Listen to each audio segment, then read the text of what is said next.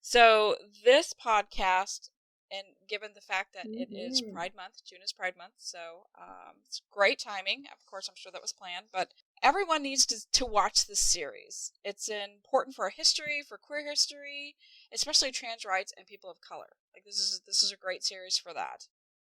So like it goes through each decade. So the episode that I watched, the first one was actually, the title of the episode is 1950s People Had Parties, and the rest of the titles is for every decade.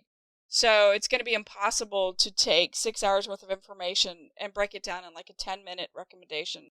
But I thought I would kind of highlight some of the important things of each decade. So the 1960s, the episode's called Riots and Revolutions. There were a lot of riots in the 60s, and everybody knows about 69 Stonewall. Like, that seems to be, like, everybody says, oh, that's the big breakout riot. But, like, that's not true. There were so many different riots that happened prior to Stonewall that the television and newspapers didn't cover because they didn't want to give queers any sort of acknowledgement or any sort of, any sort of press. They always say, any press is good press. So they just took it out. Nobody ever talked about it. Nobody reported on it. So that was really interesting, the 60s. Pride was actually born and earned from the riots of the 60s, like the whole Pride thing. And the very first Pride parade, which really wasn't a parade, it was a protest. So like the first Prides were protests. The first one was in 1970, and it took place, in the big cities, New York, San Francisco.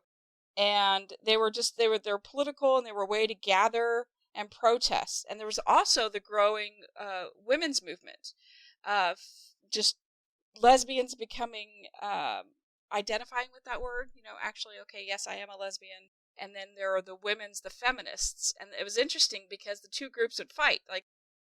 There was a huge thing about feminism, and they didn't want to be accused of being lesbians, and so the lesbians are like, well, surprise, guess what? A lot of your feminists are lesbians. So, it focuses, the 70s focuses a lot on the women's movement.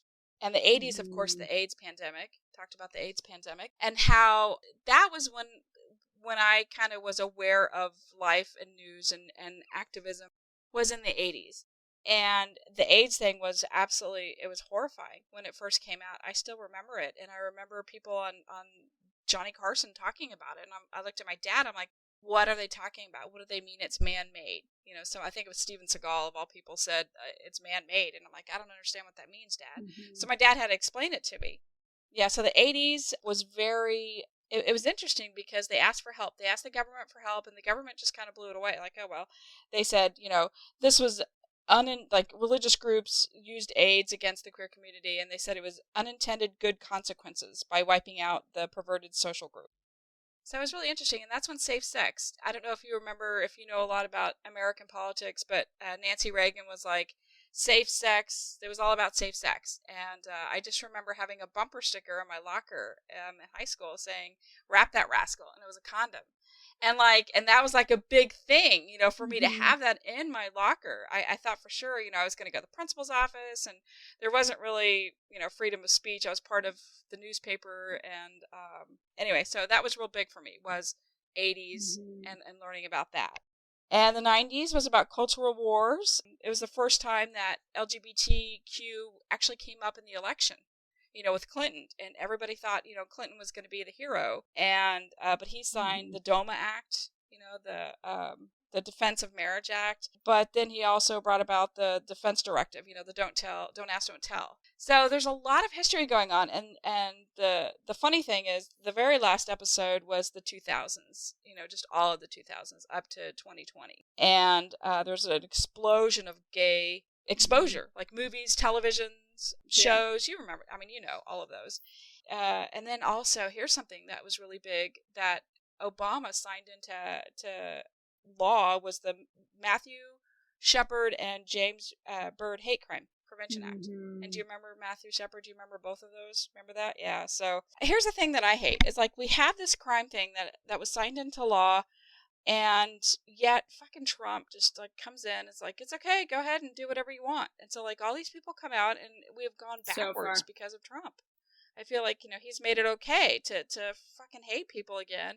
And it's like, so, basically, in conclusion, I recommend this documentary to understand where we come from. Like, if you're a member or if you're an ally, it's important to know our history.